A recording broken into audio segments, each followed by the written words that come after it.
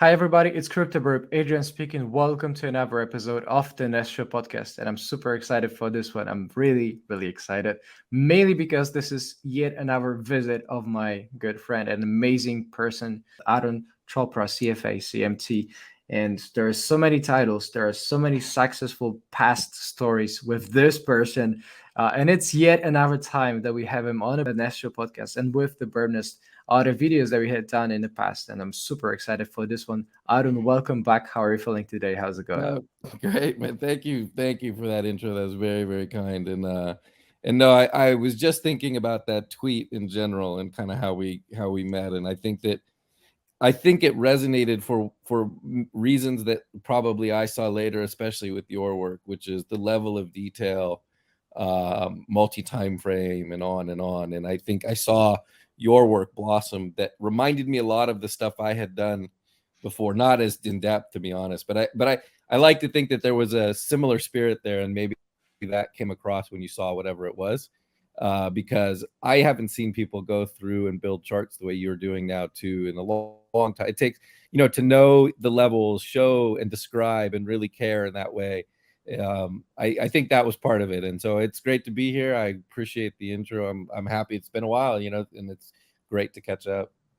It's been time flies fast, and Oh, because of that, I'm sure there are many people who are actually very firstly, are yet to know to get to know you better, Arun. So if you were so kind and then bring a little bit, tiny bit of a short, kind of like a background story of yours and Fusion Capital for what it stands for.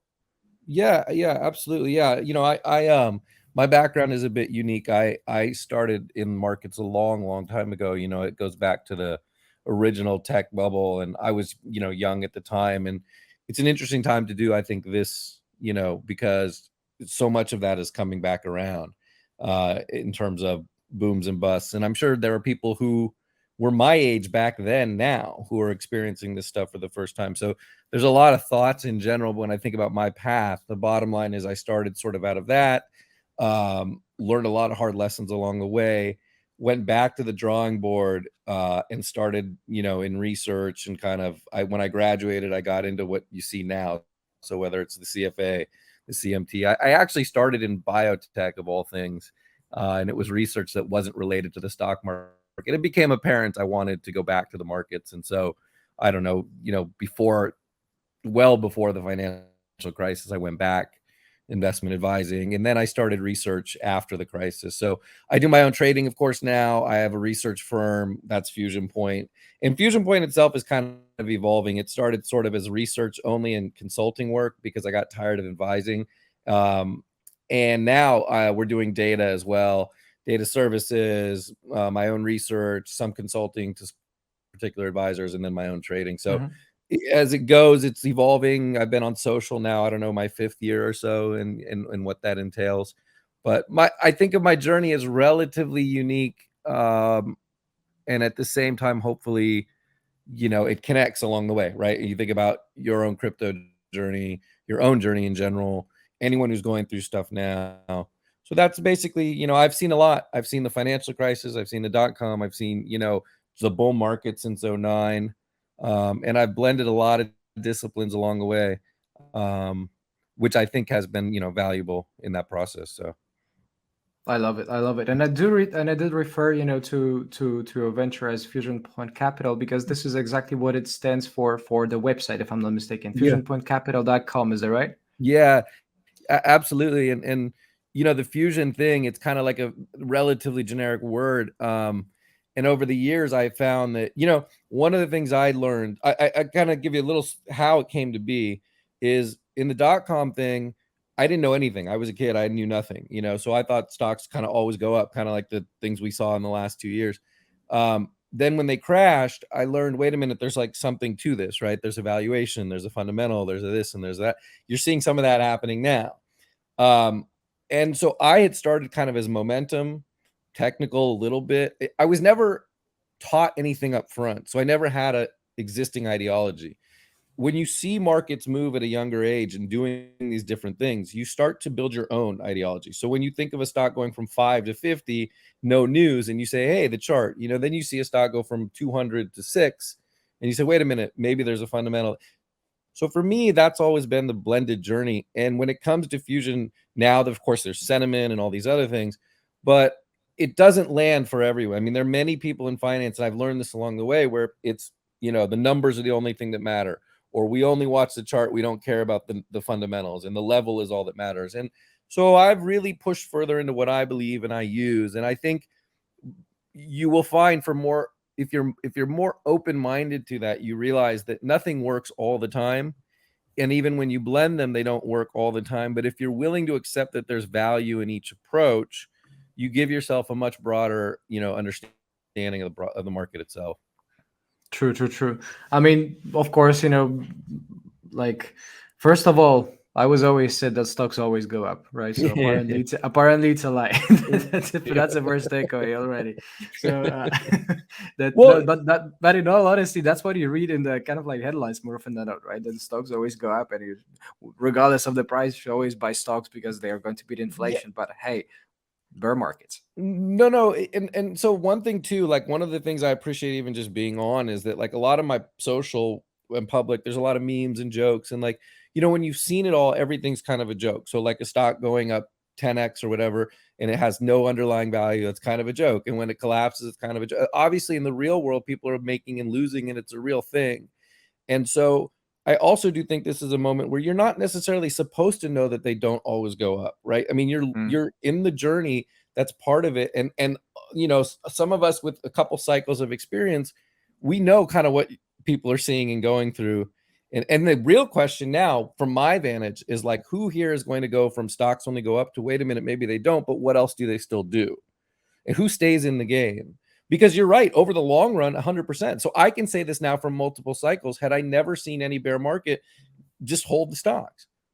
And I know many people who didn't do that. They did, and you see it today. Like, what's the point now? And you need to have a very, very open mind, and to know, okay, this is my first journey or second journey or whatever. Things go up, they go down. What frames am I looking at? And so this is, to me, a big question: is who will survive? Not the bear market in terms of just their capital, right? Most people will lose money one way, shape, or form. Some will be wiped out, but who will actually come back around, and not lose themselves through that kind of process? true, true, true, true. I think those are beautiful words already, and I'm pretty sure that for all the viewers and listeners, like I said, I have encountered like tons of beautiful works coming from Arun on Twitter, and I'll definitely refer to it later as we go through the show, as well as hopefully seeing a little bit of more, perhaps what you get on the website, on the fusionpointcapital.com. But all that living aside, I want to get into proper discussion for the markets, for over your market analysis, kind of like your strategy approach in 2022 hasn't changed at all. Like, is it, do you have any specific strategy picked for this very strange year? Yeah, it's a great question. Since I do like a strategy update every quarter minimum, usually every month, sometimes for my current clients, and then for myself, of course, just in general. And after the low in let's go back 2 years, right? The March low, and we rallied out, and a lot of the longs I had taken in that March low, I had really gotten rid of by the September, October, November of 2020. And that's just the point of laying the groundwork as to where I felt, okay, we had a spike up in Q4 of 2020, and you could see retail. Now this is pre-GME and everything else. So for all of 2021, although I was trading and I was mostly biased long, there's numerous points where I said, hey, this makes no sense, right? And so late last year is where my strategy shifted a lot. And I'll show some of like the weekly charts and those things where we were just so extended from all moving averages. And then you add in the fundamental side. And so you just knew how this corrects won't be comfortable. I don't know how it's going to go. And so I've actually, since I believe September of last year, been on sort of an extreme sort of do less and watch. That's not a luxury that everybody has. A lot of people have to keep active or have to stay invested, or some who just want to trade everything. And my view has been that you're not going to be able to predict how this goes. I even had some really good shorts on some of the most expensive stuff that I covered well early. Others I've just taken on a trend all the way down because they were there were many IPOs that were in that bucket, but some are not tradable when you look at borrow rates and things like that. So ultimately, my view for 2022 coming in had been allow the market to kind of digest what's just happened. And I'll show kind of where we are now, but I think we've at best moved to like the 50-week moving average. We're still well above the 200. We've obviously taken out a ton of tech stocks, and at the same time, it's not like, I've been trying to, some people send me, obviously what they're doing or and it's like, look, I can see valuations on certain names at the lowest they've been, but people are missing part of it, which is a lot of people selling now are not thinking what's the valuation or where's the moving average or where's support. They're just saying, how did this happen? Right. Like I never meant to invest and just get me. They're looking at their account values. Right. So within all of that, the strategy is almost less strategy in terms of what we like. Nobody knows what the valuation.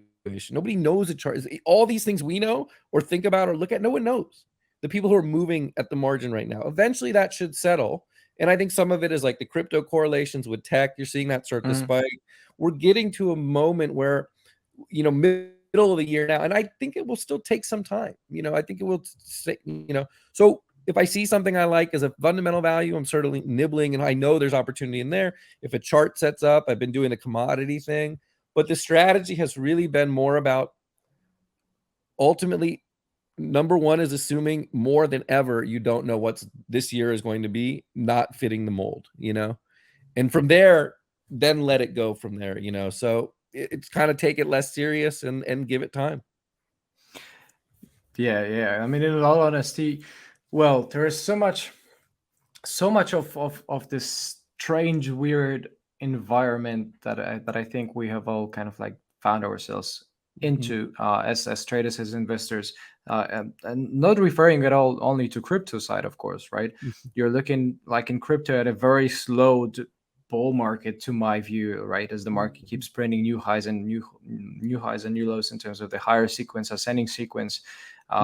Which makes me think that Bitcoin, has never escaped truly the bull market. But regardless of the nomenclature out there, we're talking about a lot of these kind of like strange, rarely ever uncommonly met situations that all congregate together, kind of like agglomerate together. You're looking at, of course, post-COVID pandemic environment of supply chain issues. You're looking, of course, at galloping inflation, at rate hikes right now, recession potentially ahead with the inverted yield curves. 42-year downwards trend, kind of like on the treasury yields, kind of like getting breakout to the upside. All of that, the Russia-Ukraine war, of course, oil prices, commodities actually pushing very highly in 60-70% of a year to year. All that is put amid the midterm seasonality year, right? And correct me if I'm wrong, but to the best of my research, the midterm seasonality years, the midterm election years, of course, I'm referring to it in terms of the seasonality, they tend to perform rather poorly when you compare that with like regular, years into the actual presidential cycle and the start of a new one. And like so much uncertainty, so much dark clouds, so much of this completely different factors coming from all the variety of the angles. It just somehow conforms and confirms this view that is sure that let the market show the direction itself, right? It just seems clueless right now. No, 100%. It's really well said. I mean, I it's almost like we're paying for when nothing mattered and suddenly everything matters, and no one knows how to manage that. And I did a random poll the other day. I just was screwing around. I asked, like, what does this market remind you of? I think it was .com, 08, the 70s, or 2018, the taper, right? And as I was writing it, I was like, wait a minute, it kind of reminds me of all. And then some people did say this reminds them of everything, each of those, which is fair, especially when you talk about yields and oil and everything else. And then you add in the midterm, and I would even take the midterm a step further, and not to be political, because it's really not a political thing, but like I've been, watching and adapting with politics since I began. I mean, as a younger person, you don't know all the politics, right? You're just learning. And then I'm now at a place where I've seen it all, and especially in here, how it's changed. But I would say that even in the midterms, normally, to a degree, the Republican, depending on who wins the midterms, but there's a tilt towards a shifting of at least some changing of the guard to a degree in Congress. And normally you would think, okay, that's kind of good for business or whatever. I mean, we're at the first time where no one really even knows how the politics shift. I mean, I could make an argument even on the debt ceiling, which is coming up again. It came up last year. I would argue we don't know how that's going to work this time around. And I think that is part of the Treasury that's being built into rates now. I know there's inflation, there's a general momentum, but I actually think there's a larger concern of what's going to happen to the U.S. Treasury market as our politics further divides. And one party is definitely not wanting to spend, and the other party seems to be spending all of these things are part of. But at the end of the day, having seen the debt downgrade too, when you're in that moment and everything is there, one of the most important things is, unless you're saying, hey, I'm buying something here and holding for a decade or 5 years, yeah, there's nothing wrong with saying, let the market sort of say, social and everything else, people feel like they need to know every next wiggle, and it's like, you're going to spin yourself silly in certain situations. And for a lot of us who are type A, or we want to trade, or we want to do, it's hard to just say, hey, I don't know right now. It's very hard for people to do that. And I can promise you, you could go back to September when I was really putting out caution in my private work. And I was saying, hey, look, stocks still went up another 15%, right? Minimum individual stocks, I could probably find doubles. But I could tell you, to a person who was using that work and ignored it to a degree, they tell me, right, they would much rather be at that account level in cash, not to say all in cash, but to have said, I just avoided the markets for a while, than where they are now for those who pressed, right? Well, it almost sounds, sorry for just stepping in there. It almost sounds as if you were talking about the best congressmen, people, and traders, because apparently Yeah, my good friend Unusual Wales actually did the report. Made the yeah, report. They issued the report when the Congress people were yeah, actually the only ones beating all the funds, all the hedge funds, all the investment like firms totally. out there. They were literally the best investors in the humankind history of a century, right? So apparently, it does only take this one simple step to become a congressman, right? And all of a Yeah, sudden, you rule the markets. yeah. No, I'm actually a big fan of. I'm a big fan of all of that stuff that's popping up, because it's like, I've seen every generation kind of, or most, and I know how the older generation with the Congress people are, and I know how my generation kind of is, where like we had access to this info, but we didn't really throw it out on social or build sites around it. Mm. Um, and it's really not, and I think it does tie into the movement in Bitcoin and crypto and everything else. It's all connected. So I am a big fan of that, and yeah, it's sad. So I think some people are literally there just for that. And I've watched them, even I think when they did the Stock Act back in 2012 or whatever it was, they've made it specifically that there was no enforcement, you know. Mm.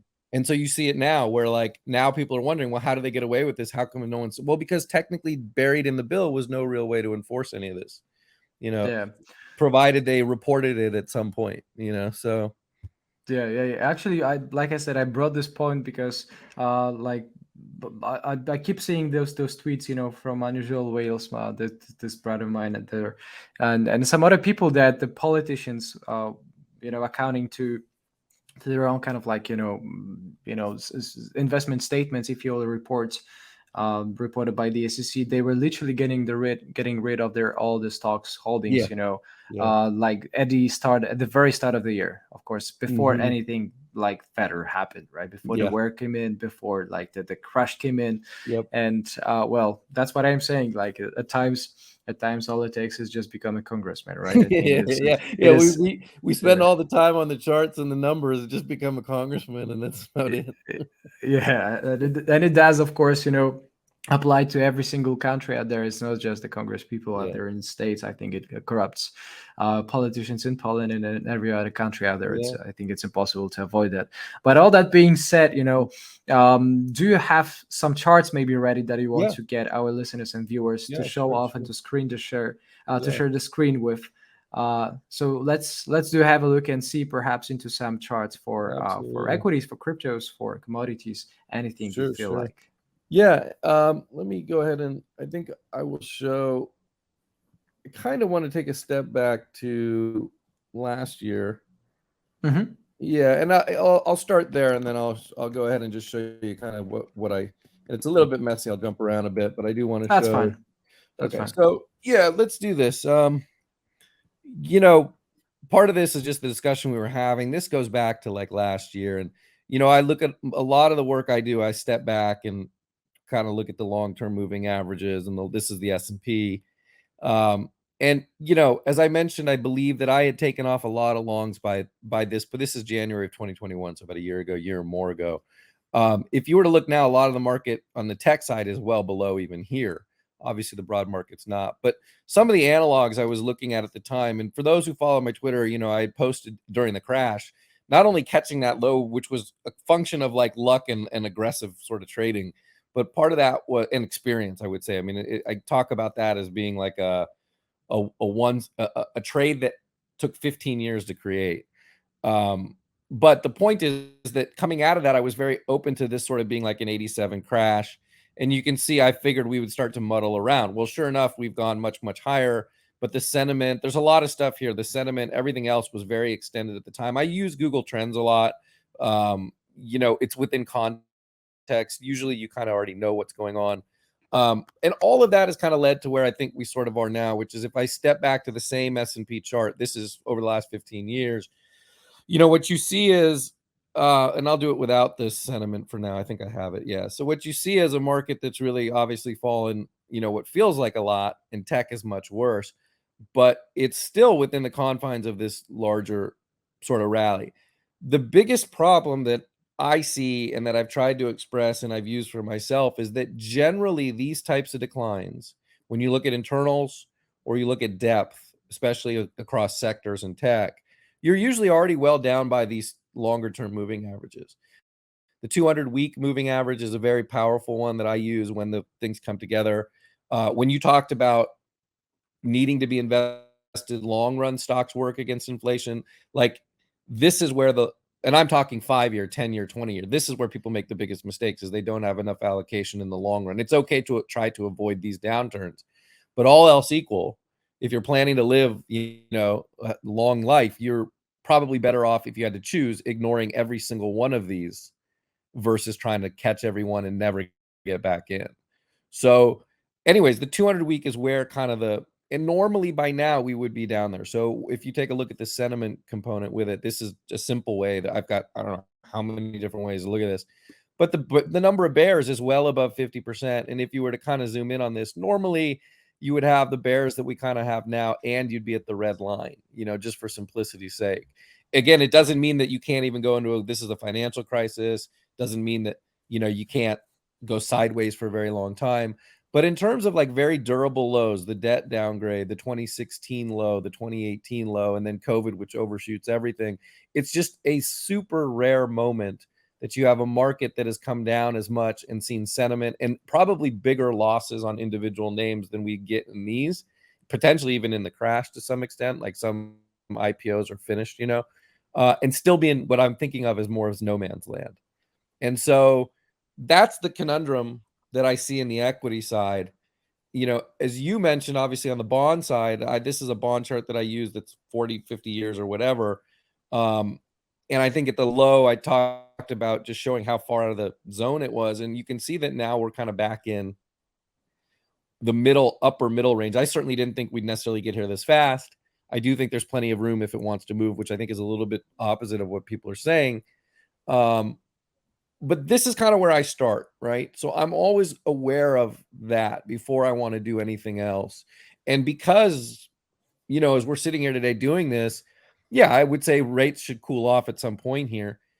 But when it comes to this conundrum, it's very hard for me to think about how best to navigate. I do these shows with you with, a couple times. I've done a few others. It's rare. And the last one I did, I think, with a group was at the low, near the low, and we had much better. We could say we're outside the Bollinger, we're down on the weekly, or sentiment sucks, or whatever. I've just never, seen this no man's land. And if I were to go to some of my other stuff, again, this is very just broad. I hadn't prepared much, but I'll just kind of show you. And some of these don't look great in terms of they're not updated or anything like that. But I'll show you what a lot of people know. But internals, right? If we look at the actual breadth, Let's see if it's on this page. Yeah, I mean, the broad market breadth is relatively okay, but it's the tech breadth, right, that's been annihilated. I think it's on the next page. But most people know this, but you can see here, right? So the tech breadth has been destroyed, right? And yeah, I can't think of another time any of that's happened. Um, the slight good news when you step back to a fusion kind of process, I'll pull up this chart, which is, again, none of this stuff's been updated recently. But if you were to take a look at the valuations on the market, the S&P PE has come down to about 20 times now, right? During that time, the market itself has come down about 15%. So in some respect, we have contracted the multiple twice as fast as the price in the S&P. And what you'll get on the other side of that is people telling you, well, inflation should make you pay less. What if we have a recession? All of that is very true. But in the current moment, if one thing I know, there's certain sectors, if we don't have a recession, they're priced for one. I've posted about, recreational vehicles and things like that. And I know that on the other side of it too, is that you can never perfectly pick this. But if you're thinking about long-term and investors in general, we're quietly trying to correct the way you've seen in other, like 2018, where the PE came down, eventually earnings grew, and the world didn't end, right? It's just not there yet. In 2018, I can tell you, we not only were at the 200 week, but the PE had contracted. Even the Fed was tapering. And a lot of people say, oh, that was BS because they stopped. Well, yeah, they stopped because they had done their job. The problem now is they've done a horrible job in this part of the crisis, or by just letting this thing balloon. And the market certainly doesn't believe that they'll be able to land this thing the way they have in the past. And so I don't know if 20 times on a PE makes anyone excited. It's just a question of, okay, if I were to look today, yeah, we've come down 15%. We're kind of in no man's land on the weekly. We are seeing the multiples contract. We hope there's no recession. Nobody knows how the higher end is going to affect anything just yet. I wouldn't be ready to say it's the end.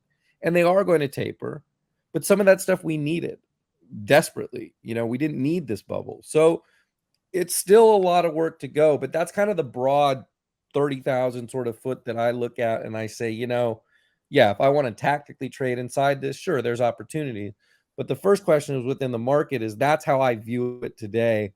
And I think that's, without wiggling into every part of macro, the dollar, right, everything else. To me, the equity market is still, it's not something that you would say, hey, I need to rush.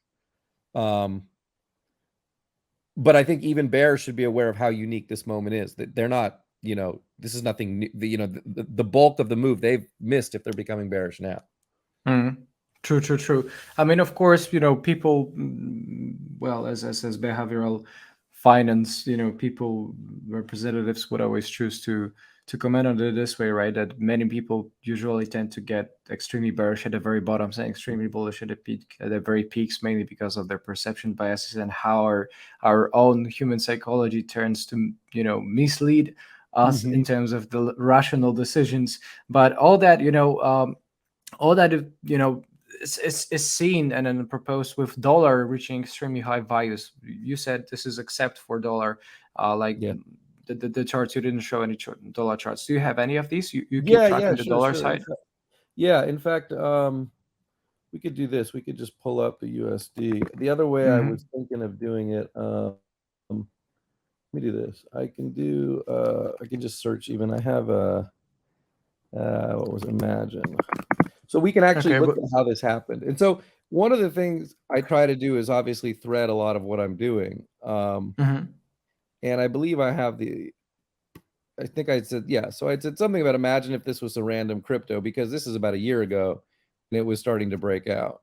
Now, as you mentioned with sentiment, right? Usually people think it's the worst at the lows and the best at the highs. And same with currency or anything else. And if I were to show the Google trends here, dollar collapse was kind of the big thing. Having been around, and I don't expect newer people, and particularly people who are big on crypto, whether it's right now or for the future, to necessarily adopt that or even know that. And the more I think about it long term, I'm not 100% sure they should care. If you're looking at crypto 10 years, 15 years from now, do you really care about dollar sentiment near term? I mean, I don't know if the dollar goes away tomorrow, but I think when you look at 15, 20 years out, even maybe less than that, it's obvious that people are going to adopt different ways of currency. So anyways, as Hmm. as this broke out, this kind of whole deal just kept going. Normally I scale out on a breakout of here, and not to get, I'll just go down to the very end, but the bottom line is at the end of this, where we are now, I think we ended up moving all the way past 100 even, and you can see the steady ramp. And today the dollar is back at these weekly sort of levels. What is odd is that if you recall in the crisis at 103 is when the Fed threw the kitchen sink at it. And part of the reason I was able to sort of adapt at that low was that too many people felt that QE wouldn't work at the time. Too many people kind of, there was this element that the Fed could do nothing. And they just destroyed it, right? They just pummeled the dollar. They printed what they needed. They backstopped everything. And just like that, so what I find challenging now is, as extended as the dollar is, normally at these levels in the past, the Fed becomes very nervous about deflation, right? They normally are actively working to suppress the dollar up here. And, this time they're moving into a range where they're actually raising. Now, the only positive thing you can say, well, not only, but one of the positive things you can say is the 2-year yield has already moved up a lot, right? So, although the federal funds rate is still behind, it's down here somewhere. The 2-year has moved a lot. The dollar has moved a lot. And you could argue that most of the tightening is already priced into the system. It doesn't mean the collateral damage from that is done. But I think that there's an argument to be made that even if we get through 103 or something, it's not as dire as it feels that the Fed is now having to embark on on some level, the market has moved. And this should hopefully help inflation come down a degree. And hopefully we don't get through here too much further. But, everything I'm kind of showing today, there's a lot of hope, right? There's a lot of hopefully these things. And to me, it just stems back to the same thing, that they stayed too easy too long. That ultimately is the policy error here.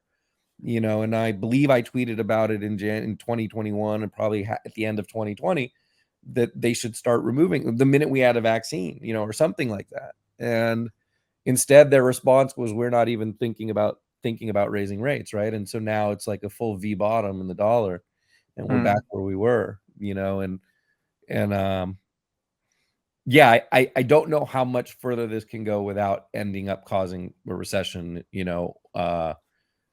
I there have been times when the dollar is strong in the long term. If you take this chart back 30 years or whatever, it's not like, okay, the dollar hasn't been strong during bull markets. It was strong in the whole late 90s.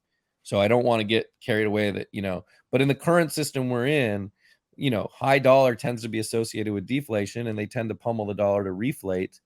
And we're kind of in a moment where, people are hoping tech reflates to a degree or stops falling. And, when I look at the indexes, I would hope that they find some support relatively, soon. And we just don't have that inflation piece covered yet. By now, if I were more constructive, I would love to see oil back under 90 by now. Mm. Copper slipped a bit last week. That's good to see. But I think from a big picture, if I were also pressing on commodities, I would be very aware that, or I would want to be aware that this tightening that we see so far is in the system. It doesn't happen overnight. And it should start to filter through. It should. So I just the last piece of this, I was actually surprised Powell didn't mention this, maybe on purpose or whatever. I was expecting them to say something to the effect of, we'll let the dollar do its work or whatever, but they didn't even comment. And I think that was part of the reason we got such a big sell off the next day, is like, wait, so you guys don't even see this, and not, of course they see it. I think they're just not commenting on it for now, because inflation is sticky. I mean, look at the CRB, right? I mean, this thing just doesn't stop. True, right? true. So Yeah, it's pretty wild to observe that, to be honest. And like I said, it does seem that it's not only the financial kind of like issue that the governments, the central banks need to tackle right now in terms of like rating, hiking the rates, because you do actually encounter lots of these, like I said, from across completely different angles, right? Cases and issues and problems to solve, right? So you do have You did actually see very recently this very brief moment of inverted yield curve, right? When Yeah. 2 years actually just flipped over the 10 years, and like you don't really see that too often, of course, in the past years, as to the best of my memory. Every time you did get, this inverted yield curve kind of like signal, trigger, note, flag, like every single time recession followed sometime after. Yeah. Uh, Perhaps it is, it is said that theoretically there might be like 6 to 9 months, perhaps difference, of lag between the financial cycle and the business cycle and the economy. Regardless of that, it does seem to me that, just like you were saying, the dollar has already increased a lot, right? Of course, there is Mhm. very, I think this is the chart that I saw recently, that the liquidity levels seen in the markets right now are lowest Yeah. in years as well. So the market Yeah. is gone completely dry, right? Yeah. You're looking at the high yields. You're looking, of course, at the rate hikes, inverted yield curve, all of that, coming with the supply chain issues. It does kind of like seem that there is this recession coming up a bit, don't you think? Yeah. Yeah. I mean, I What is think, common comment on that?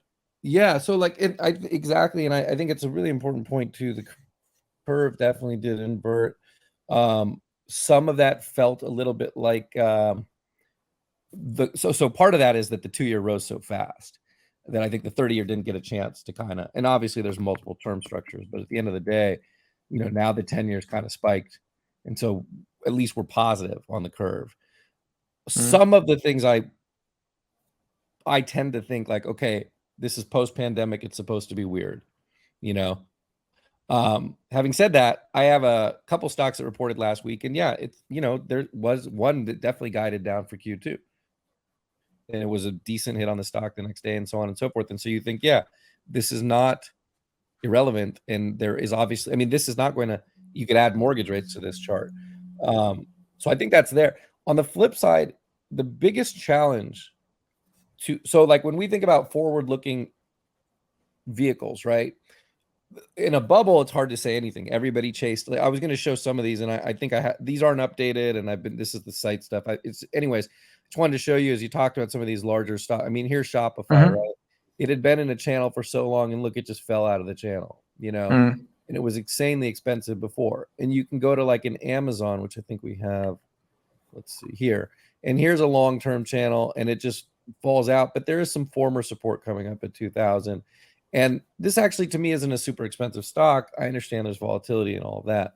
But the point is that, yeah, not only is that recession thing very prevalent when rates move so fast, equity tends to definitely take the brunt because in a recession, all you have is the paper. The stock is only insofar as it survives.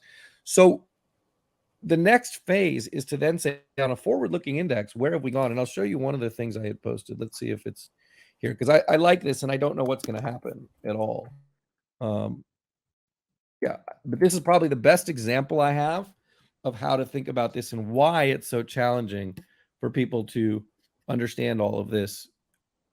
Understanding it is probably the best you can do. Betting into it, if you're right, you're a genius. If you're wrong, you're an idiot because there was a recession. But I want to show you that like these are the RV companies, right? And these are Winnebago, Thor, they Malibu boats. Now, in the pandemic, Thor's revenue shot through the roof to like 14 billion. And Winnebago went up a lot, Malibu boats. LCI is a incredible move, right? These sales went from 2 billion to almost 5. But if you look at the valuations now, they've come down to valuations that are below their pandemic lows. And if I were to show you this chart, the historical Thor has never really traded anything lower than where it is now. And what they're saying is that if you were to adjust these sales, so, okay, I'm going to pay 0.3 times the current rate or whatever. That sales decline, and I've written it here, is like a 40% sales decline to where this valuation becomes the average historically, 0.6. So again, it's a little bit complicated. I'm probably not explaining it right, but the end of the day is if you're looking at valuations, the market on some sectors is basically bracing for a 40% decline in sales to where the valuations on that would be more average. Now, if sales declined more, or even if they declined some, the stock can still go lower. The valuation can adjust and continue to go lower. This is part of the complexity. But now let's assume there is no recession. What if Thor were to say, hey, I can guarantee you next year we're doing 16 billion in sales. It's already done. This thing is going to run, the value multiple is going to run back up to the average, if not higher. And that's how you get these V bottoms like 2018 and so on. You can see uncertainty is there. Now, anybody else, and I can promise you some aggressive bear will come in and show you a totally different set of stocks that are just not even close to price for a recession. And I'm sure that's out there too. And they can make the argument that no, this is going to drop in sales and the multiple is going to drop. To me, that's a lesser probability bet, even if the sales drop. So you're constantly valuing different probabilities.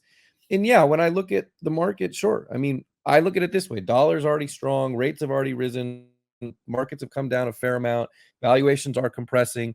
Some stuff is priced for a recession, and other stuff is still free falling from where it never should have been, like Shopify. And in the context of that, what do you do? And if you understand all that, now you can start to look at your own situation. You know, if you're young, or if you've got a ton of cash, or if you're uninvested, or some people's money goes up in recessions from their incomes, then you can start to make more calculated decisions. And other than that, you're playing this game of up, down, crash, boom. And I can promise you over the course of 15 years, nobody wins that game. That's an impossible game to win. So, True. you know, True. Do you perhaps have any crypto charts, crypto stocks, maybe yeah, like Coinbase? I don't know, some ETFs, anything crypto related for our yeah, crypto side absolutely. of So in the fact, audience, perhaps. now I haven't updated this section in a long time, and this is very basic, so I don't want to get, but I will show. Yeah, this is actually not. Let me do this. What we have here is these are our scan. Now this is fundamental stuff. I've shown it in the past, and I'll probably show Mm-hmm. down the road. But we do track all the cryptos down here. When I think about the individual crypto charts, one of the let me go back to. Mm-hmm. Now this is going to be. If anybody, it's kind of messy because a lot of this is my own. I use my own threads. They help me think. And I'll put it this way: if you look at some of the threads for Bitcoin and things, I've had some pretty good runs in them, and they help me stay in trade. So I want to show you the breakout back in. This goes back to 2020, and I'll never Mm-hmm. forget this little stop run. We came True. back above. This Remember that. and yeah, and it was wild. It felt like okay, that's the end of it because it had rallied. And then this thing just opened up into a monster move, and you could see the weekly Mm. setting up and all that. So I guess the point is I use these as my thing. And now today, I mean, my more open threads on crypto, they start from a level of, it's almost the same analysis. We might as well just do it on here. So let's do Mm-hmm. this. Let's go back to the S&P. All right. So let's just say we were looking at Bitcoin. Oops. So part of the issue I had was that prior to the most current stuff we're looking at, so let's say 6 years or so, the weekly Mm-hmm. got really ahead of itself Mm-hmm. up here. And I think you need to make it a landscape. And I'll show you how I posted on Twitter. Someday I want to kind of marry the two. When I get time, I want to show people how, like, I'll show you the thread. It is down here somewhere. So while Yeah, you're searching for it, a sure. very quick reminder for everybody who is actually for the first time watching this very nice show podcast, make sure you're actually subscribed to our channel. But also, please make sure you actually go ahead and follow Fusion PT Capital, because this is the official Arun's account on Twitter, as you can say. And as you can see, there's lots of amazing insights, and I highly endorse it, and I highly actually support everything that Arun personally shares or shows, especially in this show. If you have your chart ready, please pull it up. Yeah, sure. Awesome. No, I appreciate it. So like that definitely I try to mix it up on the threads and I cover a lot of stuff. But even with Bitcoin, one of the things I had shown now, and to be clear, I don't really try to write big opinions too much other than when I'm, part of this is just showing. And sometimes if you're more further along technicals, like, okay, the 200 day is now quite sideways. And this goes back a year, so it's a little bit dated. But what I wanted to show is one of the things is we came out of a really nice base. We had a nice rally. And even in these rallies here, the sentiment's been hot, but a lot of these divergences have played very well. I have some open threads on like Sol and AVAX and those where you just saw these markets completely diverge at the highs. Now, a lot of those have corrected, and even here, this is corrected. But this is how I tend to approach things at first as a weekly. I really want to know where, no different than S&P or anything else. And on the weekly, we were extended and diverging. What I will say to Bitcoin's credit is if you look at the pullback, it's really, I'm amazed that it's still kind of where it is, especially when you add, let's say, the dollar below it, right? And that's a chart I had put out here and there. I had never realized that the dollar was going to have such minimal impact, at least so far. I thought this move here would really bring Bitcoin down a lot further. The 200 week is coming. There's obviously the 30s, and everyone's watching those levels. For me, you can look back at the big lows, the 200 week, This was obviously, this was after that triangle basically that broke down. This is COVID. To me, 200 week in general is always exciting. Notice here the dollar did spike too at the low here. It was rallying here. And so to me, it's kind of back to the S&P deal where it's kind of a mixed bag. I'm surprised the dollar hasn't had as much impact. And I'm a little bit cautious in that there is a lag with what the dollar is doing and when it affects all assets. So if you think about, I don't know what fell out of bed recently, I can't recall, but maybe KWeb fell another leg lower or something like that. I've posted a lot about that. But if you take a look at like KWeb versus the dollar, they've been perfectly inverse. Hopefully that starts to change.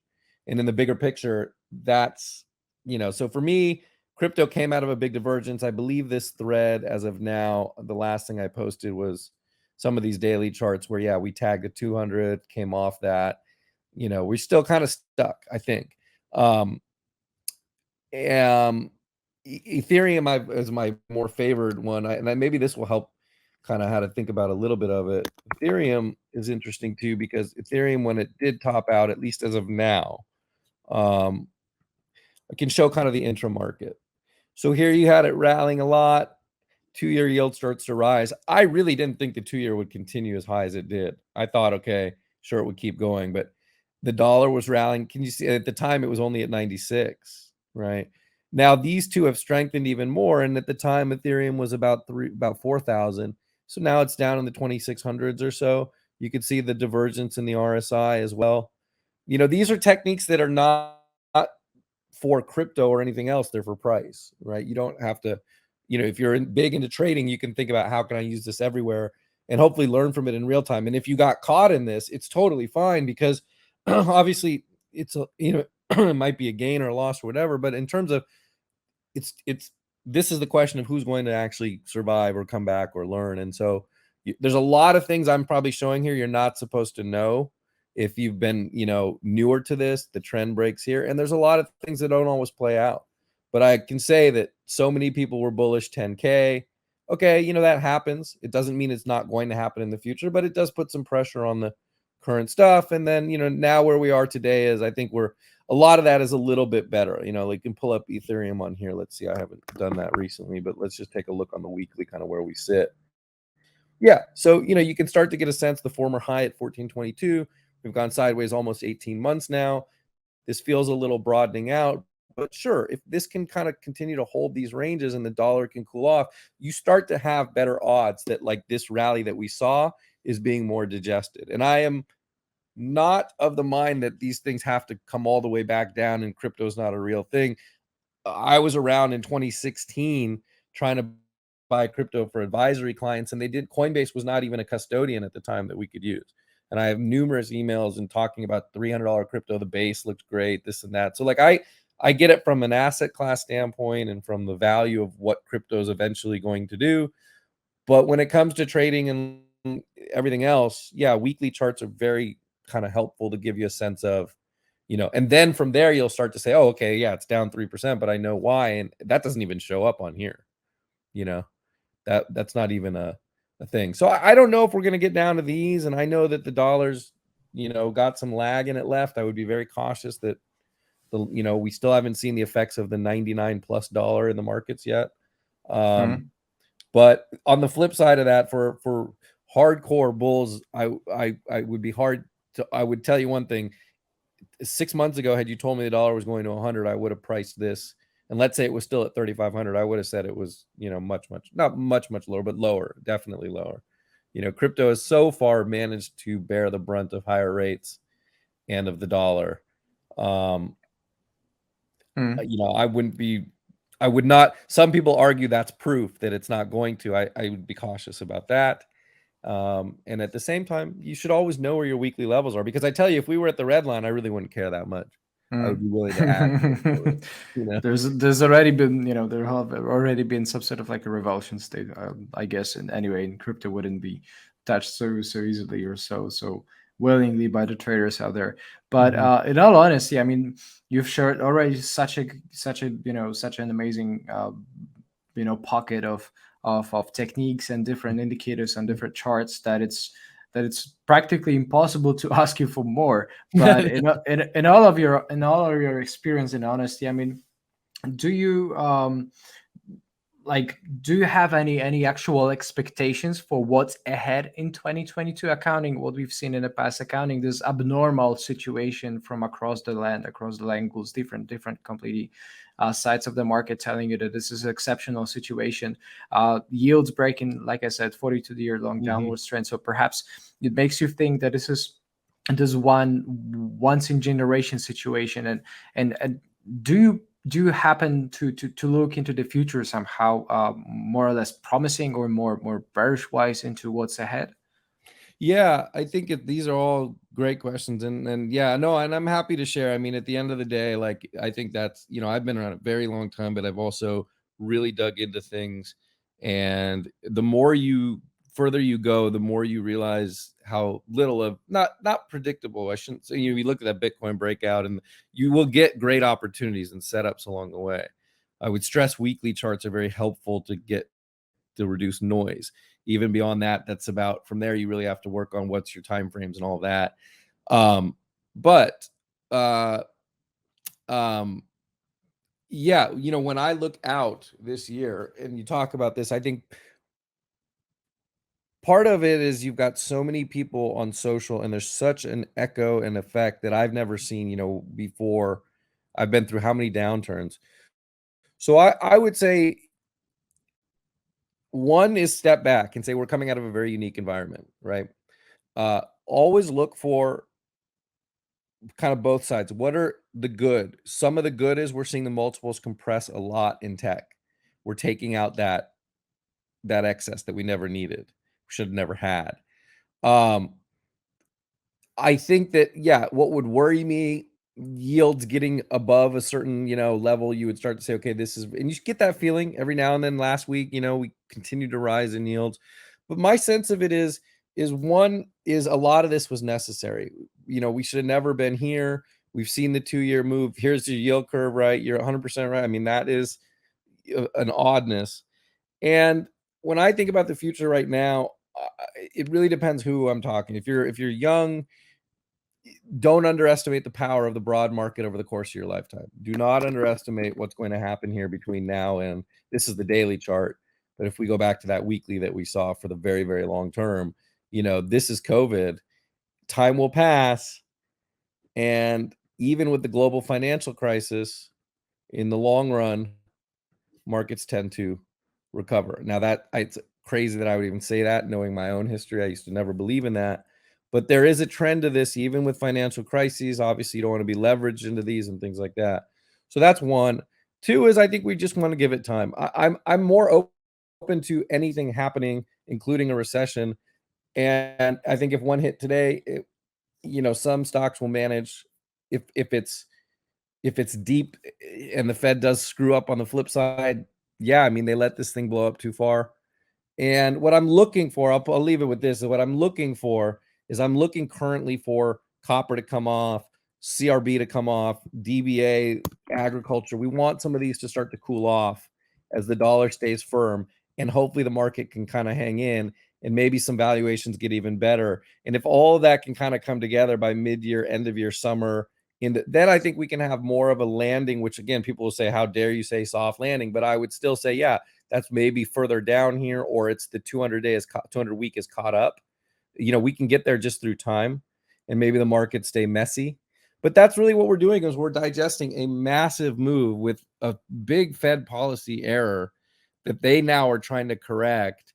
And yeah, when I think about the long run future, my hope is that, my lifetime, we've seen a market that's done okay, well, really well. We've seen an economy that's done okay, but it's not great. The real economy and why everyone's gone to crypto and where the politics is headed and everything is not great.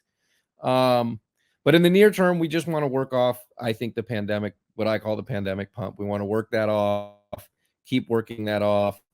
You know, people are kind of going back to work now. They're trading less. Multiples are coming down. We need inflation to cool. And that's it. If you didn't, as long as you didn't buy shop at the top with everything and leverage, you know, patience and knowledge will help. And for those who did, there's nothing you can do. I mean, I've been in it. I've been in a full blown bubble. I've been there on the wrong side of it, doing all the wrong things, buying every rip, thinking it's over, not understanding the valuation. If you're going through that, you just have to find a way to come back over time and know it's a long road. And for everyone else, I think it's a matter of analyzing your situation. If you want to use charts and those things, weeklies help. And just know that even in all of these other things, things tend to kind of moderate over time. And an open mind can lead you potentially to the bigger opportunities, like when they dump stuff, that even in a recession is already priced, and I don't, Gotcha. we're not there overall. So Gotcha. Gotcha. yeah. Gotcha. Got you.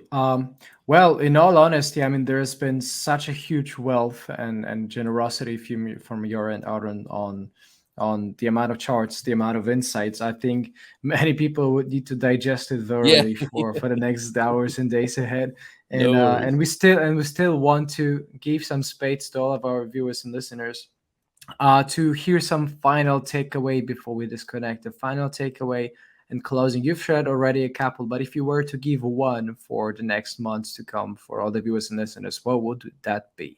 Takeaway for For like general tip, because you said if you were a Shopify trader on oh leverage yeah. and you bought the top, right, then Yeah. Yeah. then you're Yeah. kind of Yeah. like you're not in a good mood. But Yeah, yeah, yeah.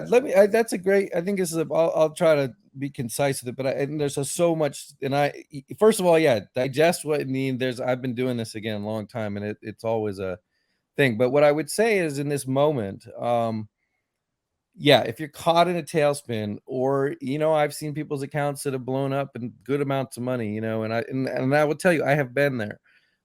Um, Number one is to kind of step back and think about we got sucked into this thing. Everybody became a trader and so on and so forth, Wall Street bets and all that. Step back. It's a long road. If you got caught in that, you're likely younger, because that's usually when it happens. Understand it's a long, long road, and think about your life as well, what you want from it. You may never want to come back to financial markets and do something different and keep building a portfolio passively.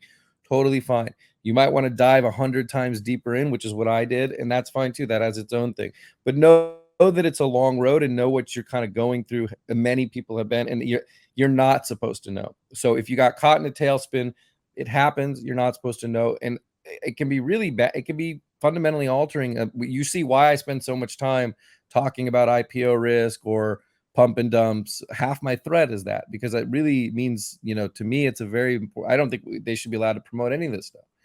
Having said that, from everybody else's standpoint, it's kind of like, I think it's time to really try to avoid the extremes of arguments, the end of the world, or as we saw, the world never, stocks never go down.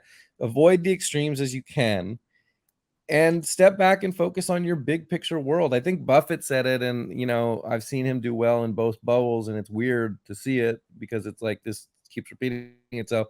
But he talks a lot about building your own income, right? And your own strengths and the markets are going to go up and down and up and down. And I can promise you, nobody's gonna be able to predict every wiggle, even on the weeklies. So build an entire portfolio of your life, yourself, your relationships, your income, your earning power, your skill set, and your speculative or investment process. All of that is one holistic thing. Don't feel like, hey, I bought the top, or I'm stuck in this and it's the end. You're not. I can promise you, it's very hard to trade. It's very hard to manage every wiggle. Um, but you can absolutely use this knowledge to your advantage in the long run if you think about the world holistically, and just don't lose sight of that. You build yourself as a person inside of all of this, your knowledge, your skill sets, and those things. Because you can see even here, this is barely noticeable. you know. True. And before you know it, as a last senior kind of moment, I'm not that old, but as a senior, this time will pass before you know it. Before you True. know it, you know. Just like everything else in the Yeah, past. it's amazing. It's amazing Well, how it works. So such a huge deal and amount of wisdom and generosity of wealth of experience also flowing through the screen straight to me, to Poland, from Arun Chopra, and hopefully to all the people and to all the viewers and listeners. And final reminder, if you're not subscribed to our channel, make sure to go ahead and give it a thumbs up, hit some notifications on as well, so that you are notified as long as we produce the content pieces, the podcasts every single day for you, for your knowledge. And if it hadn't been for such an amazing guests, just like Arun Chopra, CFA, CMT of Fusion Point Capital today, well, I think the times would have been so much darker for so many people. So huge words of thanks. Well, of thank, just huge, huge fan of yours. This is who I am. I mean, I wanted to start a whole new thread on how much appreciate how much I do appreciate your insights, like inside the markets and the thoughts we had exchanged, in the past. But this is yet another discussion to be had, so yet another podcast to be had just solely for it. yeah, uh, absolutely. No, anytime, and anytime. I Absolutely. appreciate it. I appreciate it. Ladies and gentlemen, final reminder, for go ahead and follow Arun on Twitter at Fusion PT Capital, at Fusion PT Capital. Go ahead and visit fusionpointcapital.com website. Highly recommended. Arun Chopra, CFA CMT, has been our guest for today's Nestro podcast. Thanks for coming in. Definitely. Thanks a lot for having me. Cheers. On to the next show, guys. Bye bye.